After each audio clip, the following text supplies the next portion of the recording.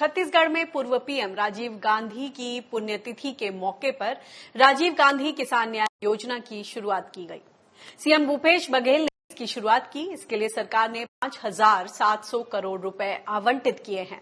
इसके तहत 2019 में खरीफ सीजन के धान और मक्का के लिए किसानों को प्रति एकड़ अधिकतम 10,000 रुपए की प्रोत्साहन राशि दी जाएगी। वहीं गन्ना किसानों को प्रति एकड़ 13,000 रुपए दिए जाएंगे। किसानों को ये राशि 4 किश्तों में सीधे उनके खातों में डाली जाएगी। इस योजना के जरिए जिन किसानों ने 1,815 रुपए प्रति क्विंटल के न्यूनतम समर्थन मूल्य पर धान बेचा था, उन्हें प्रति क्विंटल 685 रुपए का अतिरिक्त भुगतान करके 2,500 रुपए प्रति क्विंटल दाम दिलाना है। सरकार ने इसके दूसरे चरण में भूमिहीन कृषि मजदूरों को भी शामिल करने का फैसला किया है। देश का प्रथम राज्य है जो एमएसपी में धान, मक्का और गन्ना की खरीदी कर रहा है तथा पृथक से राजीव गांधी किसान न्याय योजना के माध्यम से आदान राशि, प्रोत्साहन राशि दे रहा है। इस योजना के अंतर्गत आदान राशि का निर्धारण प्रति वर्ष पृथक से किया जाएगा। इस वर्ष राज्य के धान एवं मक्का उत्पादक किसानों को 10,000 रुपये प्रति एकड़ एवं गन्ना उत्पादक किसानों को 13,000 रुपये प्रति एकड़ आदान राशि दी जाएगी। वर्ष 19-20 में 19 लाख धान, मक्का एवं गन्ना उत्पादक किसानों को 5,750 करोड़ रुपये की राशि वित्तीय वर्ष 2020-21 में दी जाएगी। प्रथम किस्त के रूप में 1,500 करोड़ रुपये की राशि कृषकों के खाते में सीधे की जा रही है। आदरणीय राजीव जी के पुण्यतिथि के दिन इस महती योजना का आरंभ कर हम उन्हें विनम्र श्रद्धांजलि अर्पित कर रहे हैं। राजीव गांधी किसान न्याय योजना के क्रियान्वयन से राज्य के किसानों के जीवन में खुशहाली का नया दौर आरंभ होगा।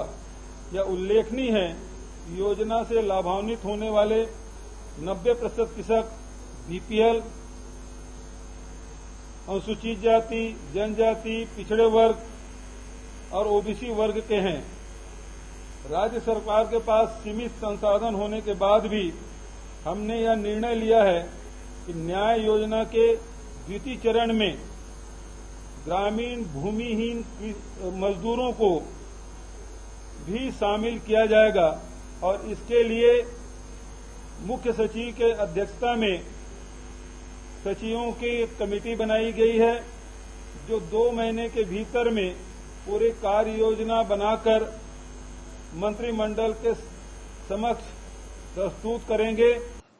इस पर और ज्यादा बातचीत करने के लिए हमारे साथ कृषि विशेषज्ञ देवेंद्र शर्मा जी जुड़ गए हैं। देवेंद्र जी, स्वागत है आपका किसान बुलेटिन में। राजीव गांधी की डेथ एनिवर्सरी पर छत्तीसगढ़ सरकार ने पहले से ही ये बात कही थी कि हम इस योजना को शुरू करने जा रहे हैं, राजीव गांधी किसान न्याय योजना। अब आप भी लंबे समय से इसका पुरजोर आप ये बोलते रहे हैं कि किसानों के हाथ में सीधी रकम दी जाए, बोनस और प्रोत्साहन राशि ये सब चलता रहता है, मगर जब तक सीधी रकम नहीं दी जाएगी तब तक किसानों की माली हालत नहीं सुधरेगी। ये सिंबॉलिकली कितना रेलेवेंट स्टेप है? मुझे लगता है कि ये छत्तीसगढ़ का जो एक प्रयास है ये बहुत ही महत्वपूर्ण है और इसमें सराहने की तो पूरी गुंजाइश है, क्योंकि ये पहली बार छत्तीसगढ़ ने शायद ये कोशिश की है कि एक डायरेक्ट इनकम सपोर्ट जो है किसानों को दी जाए और 10,000 रुपया पैडी फार्मर्स को और 13,000 रुपया शुगर केन फार्मर्स को और 19 लाख फार्मर्स को जो ये कवर कर रहे हैं, ये बहुत ही सराहनीय योग जो कार्य है इनका स्टेट गवर्नमेंट का। और जैसा आपने कहा कि मेरा बहुत प्रयास रहता था कि भाई अगर किसानों की जो माली हालत है उसको देखते हुए जो उनकी सपोर्ट करने की जरूरत है तो कोई और चारा दुनिया में कोई नहीं है सिवाय हम किसानों को डायरेक्ट इनकम सपोर्ट दें। तो कई राज्यों ने आपने देखा है पहले अलग अलग तरीके से आपने एक डायरेक्ट इनकम सपोर्ट देने की बात की है, लेकिन छत्तीसगढ़ ने इसमें बड़ा ही योगदान जो आज से शुरुआत हो रही है, मुझे लगता है कि बहुत बड़ा योगदान वो इस प्रोसेस में होगा। जी, एक और बात बताएं कि जब भी बातचीत हुई है हाल ही में जो कोविड को देखते हुए जो राहत पैकेज सामने रखा गया, इसमें लगभग हर तरफ से ये आवाज आ रही थी कि हाथ में सीधी रकम दी जाए, और उस पर निर्मला सीतारमण जी का या फिर जो एक्सपेंडिचर सेक्रेटरी हैं उनका ये मानना है कि ये हम सेल्फ रिलायंट इंडिया को बनाने की बात कर रहे हैं, ये खाली कोविड से रिलेटेड पैकेज नहीं है। निर्मला जी का कहना है कि इसमें ओवरलैपिंग ना हो अगर हम सहायता, सीधी सहायता या धनराशि की बात करें, इसलिए हमने उससे बचने के लिए इंस्टीट्यूशनल जो संस्थागत कर्ज देने की बात है उसको आसान बनाया है। इस पर आपकी क्या राय?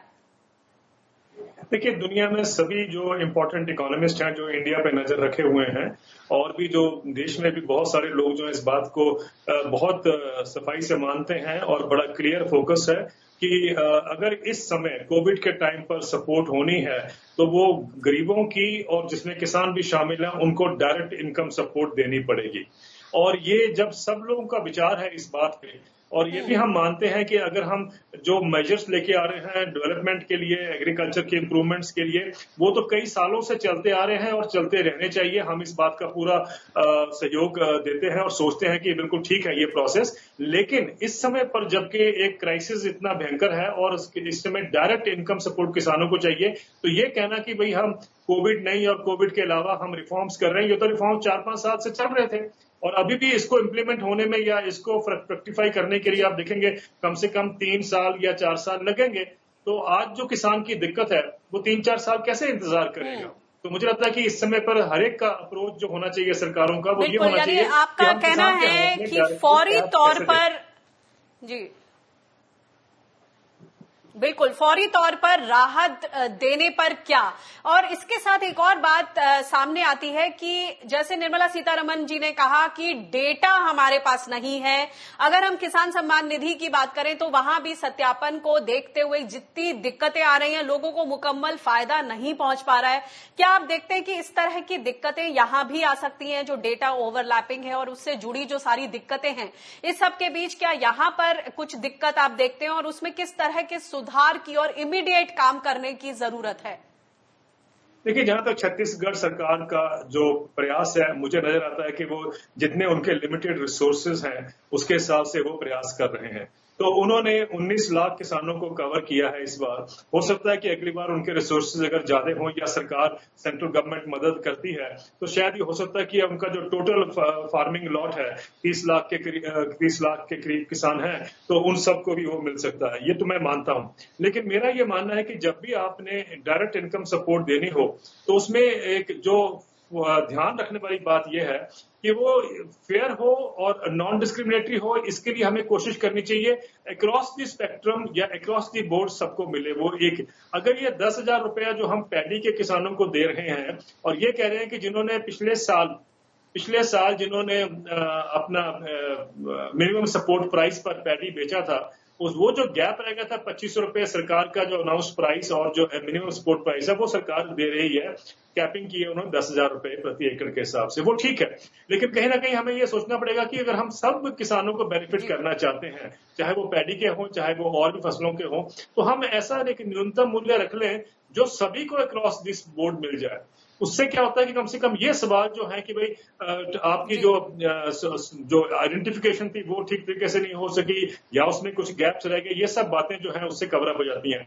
जैसे पीएम किसान स्कीम में देखें तो ये ठीक है कि आपने पर फार्मर के हिसाब से वो पैकेट दिया है, लेकिन अगर हम उसमें टेनेंट फार्मर्स को भी जोड़ देते हैं तो मुझे लगता है कि वो सारी श्रृंखला जो है वो कंप्लीट हो जाती है। और वो अब तो एक्सपीरियंस हो गया, हमें 1 साल से ज्यादा का एक्सपीरियंस हो गया है पीएम किसान में। मुझे लगता है कि एक्सपीरियंस से ही हम बहुत कुछ सीखते हैं और ये आस्ते आस्ते परफेक्ट होता जाएगा। इसमें जो फाइन ट्यूनिंग है वो होती जाएगी। जी, आपने जैसे लैंडलेस लेबरर्स की बात की, इसमें जो लैंडलेस फार्मर्स हैं उनके लिए भी दूसरे चरण में इस योजना में उनको शामिल किया गया है। कितना अच्छा कदम मानते हैं आप? क्योंकि अब तक जितनी भी स्कीमें थी उसमें लैंडलेस फार्मर्स के लिए कुछ भी ठोस सामने नहीं होता था। बिल्कुल ठीक कहा आपने। और इसलिए मैं कह रहा हूं कि ये बहुत महत्वपूर्ण डेवलपमेंट है जो छत्तीसगढ़ सरकार ने की है, क्योंकि अगर आप टेनेंट फार्मर्स को जोड़ते हैं तो ये एक बाकी स्टेट्स के लिए जहां पर ये कहा जाता था कि हम टेनेंट फार्मर्स को आइडेंटिफाई नहीं कर पा रहे हैं या और दिक्कतें आ रही हैं, कम से कम उनके लिए एक लेसन होगा कि वो छत्तीसगढ़ से सीख सकते हैं और उसको इम्प्रूव भी कर सकते हैं फर्दर अपनी अपनी रिक्वायरमेंट के हिसाब से। वो जरूरी है, क्योंकि मेरा मानना यह है कि आने वाले दिनों में हम देखेंगे कि पीएम किसान ही एक रास्ता रह जाएगा, या डायरेक्ट इनकम सपोर्ट किसी भी नाम से हम कहेंगे उसको, वही एक रास्ता रह जाएगा कि किसानों का जो लॉस है उनका इतने सालों से जो होता है उसको पार्टली कंपनसेट करने के लिए। मैं ये नहीं कह रहा कि सारा उनका लॉस हम जो है कवर अप कर पाएंगे, लेकिन कम से कम कुछ तो लॉस जो है वो उनका कवर अप किया जाएगा। और ऐसे समय में जहां कोविड की हम सिचुएशन की बात करें तो जहां पर उनके हाथ में नकदी की बहुत जरूरत है, तो ये एक अपॉर्चुनिटी भी है कि उनके हाथ में हम कैश ट्रांसफर कर रहे हैं। जी, बहुत बहुत शुक्रिया हमसे बातचीत करने के लिए। कि तो यानी सही मायनों में ये एक नजीर सामने पेश करेगा ये राज्य, और सही मायनों में लोगों को न्याय मिल पाएगा। बहुत बहुत शुक्रिया हमसे बातचीत करने के लिए।